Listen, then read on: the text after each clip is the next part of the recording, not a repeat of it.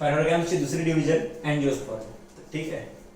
तर हा जो अँजिओस्पर्म हा वर्ड आहे तर त्या दोन वर्ड पासून बनलेला आहे. एक म्हणजे अँजिओ आणि सेकंड म्हणजे स्पर्म.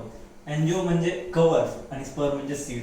तर ज्या प्लांटचे सीड हे कव्हर्ड असते म्हणजे ज्या प्लांटच्या सीडवर फ्रूटचं कव्हरिंग असते अशा प्लांट्सला आपण अँजिओस्पर्मच्या प्लांट्स असं म्हणतो. ठीक आहे. जसं की याच्या आधीची डिव्हिजन होती जिम्नोस्पर्म. जिम्नोस्पर्म मध्ये जे काही सीड होते प्लांट्सला, जे काही प्लांट सीड बिअर करत होत्या तर ते सीड कसे होते? नेकेड होते. जिम्नोचा मिनिंग होता नेकेड, म्हणजे ते उघड्या डोळ्याने डायरेक्टली आपल्याला सीड दिसत होतं. पण आता हे जे अँजिओस्पर्म डिव्हिजन आहे याच्यामध्ये जे काही सीड असेल तर त्या सीडवर आउटर कव्हरिंग असेल फ्रूटची. ठीक आहे. तर मग ज्या प्लांटमध्ये सीडवर फ्रूटची कव्हरिंग असते अशा प्लांट्सला आपण अँजिओस्पर्म म्हणतो. ठीक आहे. तर मग आता याचे पॉइंट्स कोणते लिहायचे अँजिओस्पर्म जर write a short note on angiosperm म्हणलं तर पहिला पॉइंट लिहायचा की the flower that the angiosperm plant bear are their main reproductive organs. ठीक आहे. तर ह्या प्लांट जे काही फ्लावर बिअर करतील तर ते त्यांचे रिप्रोडक्टिव्ह ऑर्गन्स असतील. हा पहिला पॉइंट. त्याच्यानंतर या प्लांटनं जे फ्लावर बिअर केलं त्या फ्लावरचं कन्व्हर्सेशन कशामध्ये होईल? फ्रूट मध्ये होईल आणि सीड मध्ये होईल. ठीक आहे. हा सेकंड पॉइंट. हे दोनच गोष्टी. ऍक्च्युअली अँजिओस्पर्मवर राईट अ शॉर्ट नोट असा क्वेश्चन येणार नाही. त्याचा रिझन आहे कशामुळे? तर याचे दोन टाइप्स आहेत, एक म्हणजे मोनोकॉट आणि डायकॉट. तर नेहमी प्रश्न विचारला तर मोनोकॉट आणि डायकॉट यांचा डिफरन्स वरच विचारतील.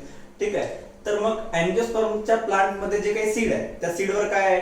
कव्हरिंग आहे. कोणाची आहे? तर फ्रूटची कव्हरिंग आहे. ठीक आहे. आणि आपल्याला असं लक्षात येते की अँजिओस्पर्म मधले जे काही प्लांट्स असतील त्या प्लांट मधले जे काही सीड आहे त्या काही प्लांटच्या सीडचं डिवायडेशन दोन इक्वल पार्ट्स मध्ये होईल. म्हणजे कसं की सीड आहे तर ह्या सीडचे दोन टाइप्स असतील. कोणते? तर काही प्लांटचे सीड हे दोन इक्वल हाल्फ म्हणजे इक्वल पार्ट्स मध्ये डिवाइड होतील. जसं की आता जर आपण ग्राउंडनट घेतलं, ठीक आहे, शेंगदाणा घेतला तर त्या शेंगदाण्याला आपण जर समजा बघितलं तर त्याचे दोन पार्ट मध्ये डिवायडेशन होते. आणि एक्झाम्पल मध्ये दुसरं आपण घेतलं सीड, हे जर समजा मी ग्राउंडनटचं सीड घेतलं आणि सेकंड हे घेतलं मी मेथचं मक्याचं घेतलं सीड, तर मक्याचं जे काही मेथचं जे काही सीड आहे त्याचे दोन पार्ट मध्ये डिवायडेशन होते का? तर नाही होत. ठीक आहे. म्हणजे की हे जे काही सीड आहे त्या सीडचं दोन इक्वल पार्ट मध्ये डिवायडेशन होते की नाही होत याच्यावरून अँजिओस्पर्मचे जे काही प्लांट्स आहेत त्याचं डिवायडेशन, फर्दर डिवायडेशन दोन ग्रुप मध्ये झालं. पहिला ग्रुप म्हणजे डायकॉटिलिडॉन आणि दुसरा ग्रुप म्हणजे मोनोकॉटिलिडॉन. तर डायकॉटिलिडॉन म्हणजे काय की अशा कोणाच्या प्लांट्स? तर अँजिओस्पर्म मधल्या प्लांट, की अशा प्लांट्स की ज्या प्लांटच्या सीडचं डिवायडेशन दोन इक्वल पार्ट्स मध्ये होते त्या प्लांट्सला आपण काय म्हणाल? डायकॉटिलिडॉनस प्लांट. आणि ज्या प्लांटच्या सीडचं डिवायडेशन दोन इक्वल पार्ट मध्ये होत नाही त्या प्लांटला आपण म्हणू मोनोकॉटिलिडॉनस प्लांट. ठीक आहे. म्हणजे दोन टाइप झाले, एक म्हणजे मोनोकॉट आणि दुसरं म्हणजे डायकॉट. कोणाचे झाले? तर अँजिओस्पर्मच्या प्लांट्सचे झाले. हे कशावरून झाले? की whether the seed is divided into two equal parts or not. The angiosperms are classified into two types. First one is dicotyledon and second one is monocotyledon. Dicotyledon means the seed is divided into two equal halves and monocotyledon means the seed is not divided into two equal halves. ठीक आहे.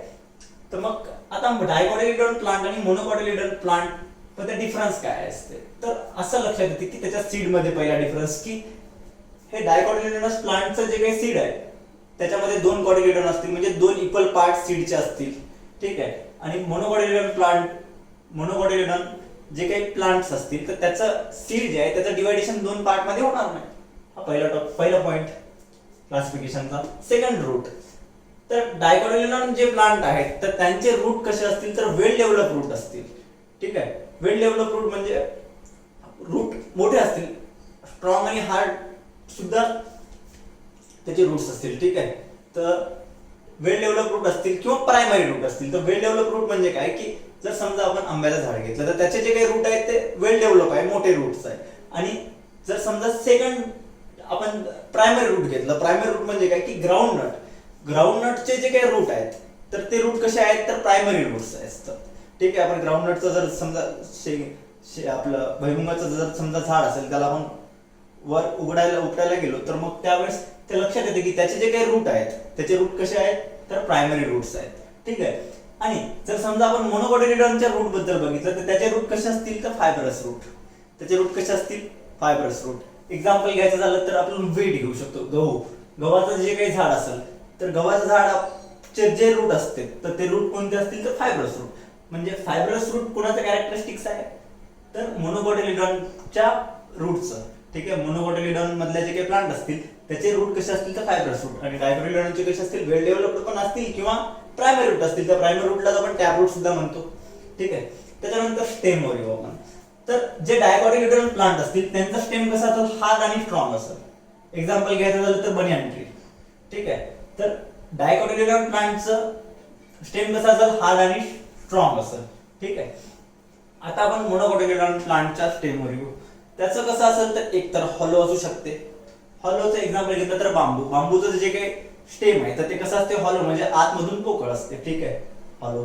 Second stem कसं असू शकते तर false असू शकते. म्हणजे actually ते स्टेम आहे की नाही हे आपण सांगू शकत नाही. म्हणजे स्टेम आहे पण ते फॉल्स स्टेम वाटते. Example banana.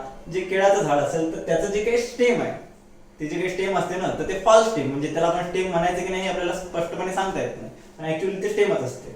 तर फॉल्स स्टेम कोणाचं बनाना. आणि थर्ड डिस्क लाईक स्टेम कोणाचं असते तर ओनियन. म्हणजे आपल्या कांद्याचं जे काही झाड असेल तर ते कांद्याचे जे काही स्टेम असतात ना तर ते कसं आहे डिस्क लाईक. ठीक आहे. तर मग हे झालं स्टेम बद्दल मोनोकोटिलिडॉनच्या प्लांट बद्दल. ठीक आहे. तर डायकोटिलिडॉन प्लांटचं स्टेम कसं असेल स्ट्रॉंग आणि हार्ड असेल.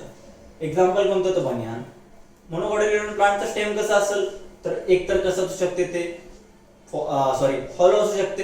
एक्झाम्पल बांबू. सेकंड थिंग कसं असू शकते फॉल्स असू शकते. Example banana. थर्ड थिंग कोणती कसं असू शकते तर ते असू शकते डिसलाईक. एक्झाम्पल कोणतं तर ओनियन. त्याच्यानंतर आता येऊ आपण फ्लावर आणि लीफ वर. ठीक आहे. तर पहिले आपण लीफ बघू. तर लीफ जे आहे जर डायकोटिलिडॉन प्लांट असेल तर त्याचं लीफ असते. लीफ जे आहे ते कसं आहे रेटिक्युलेट व्हेनेशन आहे त्या लीफ मध्ये आणि मोनोकोट मध्ये पॅरलल व्हेनेशन. आता रेटिक्युलेट व्हेनेशन आणि पॅरलल व्हेनेशन म्हणजे काय असते हे मी तुम्हाला सांगतो. तर इथपर्यंतचा पोर्शन झालेला आहे मोडून घेतो. तर पहिले पॅरलल व्हेनेशन म्हणजे काय आपण हे बघू. ठीक आहे. तर पॅरलल व्हेनेशन कोणाचं आहे तर मोनोकोटिलिडॉन प्लांटचं. ठीक आहे. म्हणजे आता हे जर समजा मोनोकोटिलिडॉन प्लांटचं एक्झाम्पल घेतलं मी व्हीट गव्हाचं झाड असेल तर ठीक आहे. इथं पॅरलल व्हेनेशन म्हणजे काय की हे जे लीफ असेल हे जर इथं जर समजा एक लीफ असेल तर त्याच्यात पॅरलली दुसरं एक लीफ असेल. ठीक आहे.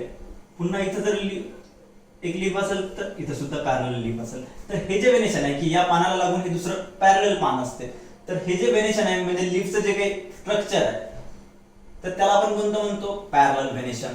तर मोनोकोटिलिडॉन प्लांट मध्ये व्हेनेशन कसं असेल तर पॅरलल व्हेनेशन असेल. आणि जे काही डायकोटिलिडॉन प्लांट असेल त्याच्यामध्ये व्हेनेशन कसं असेल रेटिक्युलेट व्हेनेशन. रेटिक्युलेट व्हेनेशन म्हणजे काय जर समजा एखाद्या फांदीला इथं जर समजा एक लीव्ह असेल किंवा इथं लीफ असेल एक तर दुसरं लीफ कुठं पण असू शकते. इथं असू शकते किंवा इथं असेल म्हणजे याच्यामध्ये पॅरलल व्हेनेशन नसते. ठीक आहे. पॅरलल व्हेनेशन कशामध्ये असते तर मोनोकोटिलिडॉन प्लांट मध्ये. आणि डायकोटिलिडॉन प्लांट मध्ये कसं असेल तर रेटिक्युलेट व्हेनेशन. म्हणजे आपण जर समजा व्हेनेशन बघितलं तर त्याच्यावरून सुद्धा आपल्याला कळू शकते की ते प्लांट मोनोकोटिलिडॉन आहे की डायकोटिलिडॉन आहे.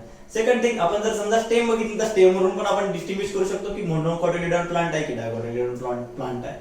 त्याच्यानंतर रूट वरून पण आपण करू शकतो डिस्टिंग्विश करू शकतो की प्लांट मोनोकोटिलिडॉन आहे की डायकोटिलिडॉन आहे. त्याच्यानंतर आणखी एक स्ट्रक्चर आहे ते म्हणजे फ्लावरचं स्ट्रक्चर. तर लक्षात घ्या की पहिले आपण मोनोकोटिलिडॉन प्लांट मध्ये जे काही फ्लावरचं स्ट्रक्चर आहे ते कसं असते तर ते बघा इथं ट्रायमरस दिसलं. ट्रायमरस फ्लावर कसं असेल ट्रायमरस फ्लावर म्हणजे काय की जे काही सेपल्स आणि पेटल्स असतात फ्लावरला म्हणजे जे पाकळ्या असतील ना त्याला आपण पेटल्स म्हणतो. तर ठीक आहे.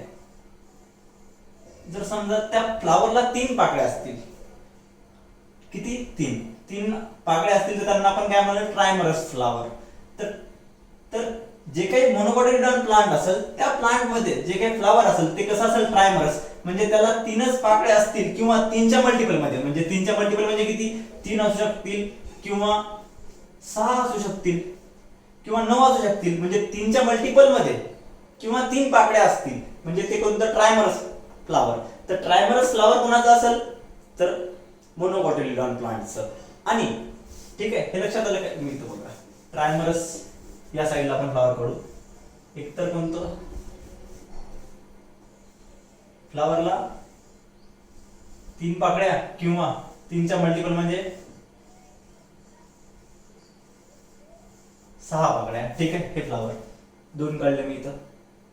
ट्रायमरस, याला ट्रायमरस म्हणतो, याला पण ट्रायमरसच म्हणतो, म्हणजे 3च्या मल्टिपल मध्ये आहे. आणि हे कसं असेल याच्यामध्ये डायकोटिलेडॉन प्लांट मध्ये फ्लावर, तर एकतर टेट्रामरस असेल किंवा पेंटामरस. टेट्रामरस म्हणजे काय? टेट्रा म्हणजे 4, एकतर 4 पाकळ्या असतील किंवा 4च्या मल्टिपल मध्ये. 4च्या मल्टिपल मध्ये म्हणजे 1 2 3 4 5 6 7 आणि 8. ठीक आहे, याला आपण म्हणाल टेट्रामरस. पेंटामरस म्हणजे काय? 5 पाकळ्या असतील किंवा 5च्या मल्टिपल म्हणजे 10 असतील 15 असतील. ठीक आहे, तर याच्यावरून आपण या फ्लावरवरून पण आपण डिस्टिंग्विश करू शकतो की आपलं जे काही प्लांट आहे ते मोनोकोटिलिडॉन प्लांट आहे की डायकोटिलिडॉन प्लांट आहे. ठीक आहे, तर आपण अँजिओस्पर्म मध्ये काय बघितलं की अँजिओस्पर्मच्या प्लांट मध्ये जे सीड असते ते कसं असते, तर seed is enclose within the fruit. जे सीड असेल त्या सीडवर आउटर कव्हरिंग असेल कशाचं, तर फ्रूटचं. तशा प्लांट्सला आपण काय म्हणाल, तर आपण त्यांना म्हणाल की अँजिओस्पर्मचा प्लांट. ठीक आहे, तर मग ते जे काही सीड आहे, जे सीड फ्रूटच्या आतमध्ये एनक्लोज आहे, तर त्या सीडचं डिवायडेशन 2 इक्वल पार्ट मध्ये होते की नाही होत, याच्यावरून आपण काय केलं, तर अँजिओस्पर्मच्या प्लांटचं फर्दर क्लासिफिकेशन केलं 2 डिव्हिजन मध्ये. पहिली डिव्हिजन म्हणजे मोनोकोटिलिडॉन, दुसरी डिव्हिजन म्हणजे डायकोटिलिडॉन. तर मोनोकोटिलिडॉन आणि डायकोटिलिडॉन यांच्यामध्ये पण आपण डिस्टिंग्विश बघितलं. त्याच्यामध्ये पहिलं बघितलं की सीड कसं आहे, 2 कोटिलिडॉनचा असेल तर डायकॉट, सिंगल कोटिलिडॉनचा असेल तर मोनोकॉट. सेकंड पॉइंट कोणता बघितला आपण, की त्याच्यामध्ये बघितलं आपण की त्याचे रूट कसे आहे. जर समजा रूट हे वेल डेव्हलप रूट असतील किंवा प्रायमरी रूट असतील, तर ते आपण काय म्हणलो, ते कोणते प्लांट्स असतील, तर त्या असतील डायकोटिलिडॉन प्लांट. आणि जर रूट हे फायब्रस असतील तर त्याला आपण काय म्हणलो, तर त्यांना आपण म्हणलो मोनोकोटिलिडॉन प्लांट. सेकंड पॉइंट कोणता होता, थर्ड पॉइंट कोणता होता आपल्या डिस्कशनचा, तर तो होता स्टेम. जर स्टेम हे स्ट्रॉंग आणि हार्ड असेल तर ती प्लांट कोणती असेल, तर ती असेल डायकोटिलिडॉन प्लांट. त्यानंतरचं मोनोकोटिलिडॉन मध्ये स्टेम कसं असेल, एकतर ते असू शकते हॉलो, एक्झाम्पल बांबू. सेकंड थिंग कोणती असू शकते, फॉल्स असू शकते, एक्झाम्पल बनाना. थर्ड कसं असू शकते, डिसलाइक असू शकते, एक्झाम्पल ओनियन. स्टेम बद्दल पण आपण डिस्कशन बघितलं. ठीक आहे, त्यानंतर स्टेम याचं कसं असते आपल्या डायकोटिलिडॉनचं, तर स्ट्रॉंग आणि हार्ड असते, एक्झाम्पल बनियन ट्री. ठीक आहे, त्याच्यानंतर आपण बघितलं लीफचं स्ट्रक्चर. तर ज्या काही मोनोकोटिलिडॉन प्लांट असतील त्याच्यामध्ये लीफचं स्ट्रक्चर कसं असेल, लीफचं स्ट्रक्चर पॅरलल व्हेनेशन असेल. पॅरलल व्हेनेशन म्हणजे पॅरलली लीव्हज असतील. ठीक आहे, आणि डायकोटिलिडॉन प्लांट मध्ये कसं असेल, रेटिक्युलेट व्हेनेशन. रेटिक्युलेट व्हेनेशन म्हणजे पानं पॅरलल नसतील. ठीक आहे, त्यानंतरचा पॉइंट होता आपला फ्लावरचं स्ट्रक्चर. तर मोनोकोटिलिडॉन प्लांट मधलं फ्लावरचं स्ट्रक्चर कसं होतं, ट्रायमरस. म्हणजे तिथं जे काही पेटल्स असतील, पाकळ्या ज्या असतील फ्लावरला, त्या कशा असतील, ट्रायमरस असतील. ट्रायमरस म्हणजे 3 पार्ट्स असतील किंवा 3च्या मल्टिपल पार्ट्स असतील. तसंच डायकॉट मध्ये काय असेल, टेट्रामरस किंवा पेंटामरस. टेट्रामरस म्हणजे 4च्या मल्टिपल मध्ये फ्लावरचे पार्ट असतील किंवा 5च्या मल्टिपल मध्ये असतील किंवा 5 असतील. ठीक आहे, हे झालं आपला या युनिट बद्दल. तर आता पहिला व्हिडिओ बघा या युनिटचा, की त्याच्यामध्ये मी सर्व डिस्कशन तुम्हाला सांगितलं होतं की डिवायडेशन कसं झालं. यामध्ये इम्पॉर्टंट काय, तर कॅरेक्टरिस्टिक्स इम्पॉर्टंट आहे. कोणाकोणाचे कॅरेक्टरिस्टिक्स इम्पॉर्टंट आहे, तर थॅलोफायटाचे कॅरेक्टरिस्टिक्स, ब्रायोफायटाचे आणि टेरिडोफायटाचे. एक्झाम्पल सुद्धा इम्पॉर्टंट आहे, थॅलोफायटा, ब्रायोफायटा आणि टेरिडोफायटाचा. त्याच्यानंतर जिम्नोस्पर्म बद्दल आपण माहिती बघितली. त्याच्यानंतर आणखी आपण क्रिप्टोग्राम्स बद्दल फायनोग्राम्स बद्दल माहिती बघितली. ते फायनोग्रामचे जे काही कॅरेक्टरिस्टिक्स असतील ते दोघांना पण असतील, अँजिओस्पर्मचे पण तेच असतील, जिम्नोस्पर्मचे पण तेच असतील. त्याच्यानंतर पुन्हा आपण सीड जे आहे ते फ्रूटच्या आतमध्ये आहे की नाही याच्यावरून आपण फायनोग्रामचं क्लासिफिकेशन 2 टाइप मध्ये केलं, एक म्हणजे जिम्नोस्पर्म आणि सेकंड म्हणजे अँजिओस्पर्म. मग अँजिओस्पर्म मध्ये आपण बघितलं. त्याच्यानंतर अँजिओस्पर्म मध्ये आपण बघितलं की फ्लावर जे आहे ते फ्लावर, एकाच झाडाला 2 फ्लावर यायचे, एक म्हणजे मेल फ्लावर आणि फिमेल फ्लावर, हे वेगवेगळे होते. 2 डिफरंट स्पोरोफिलवर एकाच प्लांटच्या यायचे. पण इथं जे काही फ्लावर येतात, हे जे काही फ्लावर आहेत, तर याच्यामध्ये मेल फ्लावर, फिमेल फ्लावर असे वेगवेगळे फ्लावर नाही, एकच फ्लावर, त्याच्यामध्येच मेल पार्ट असेल आणि फिमेल पार्ट असेल. ऍक्च्युअली रिप्रोडक्शन इन प्लांट्स हे आपल्याला 10th स्टँडर्डला बघायचं आहे, त्यावेळेस आपण तर फ्लावरचं स्ट्रक्चर बघणार आहोत. ठीक आहे, तिथं आपल्याला कळूनच आहे. पण आता जे काय क्लासिफिकेशन बघितलं, हे क्लासिफिकेशन तुम्हाला कळलं असेल, मी अशी अपेक्षा ठेवतो. जर काही गोष्टी कळाल्या नसेल तर व्हिडिओ 1-2 वेळा बघा आणि बुक मध्ये तुम्ही वाचून घ्या, बुक सगळं वाचून घ्या, रीड करून ठेवा की तुम्हाला सगळ्या गोष्टी क्लिअर होतीलच. ठीक आहे, थँक्यू. यानंतरच्या व्हिडिओमध्ये आपण आपला पहिला युनिट लॉज ऑफ मोशन हा स्टार्ट करू.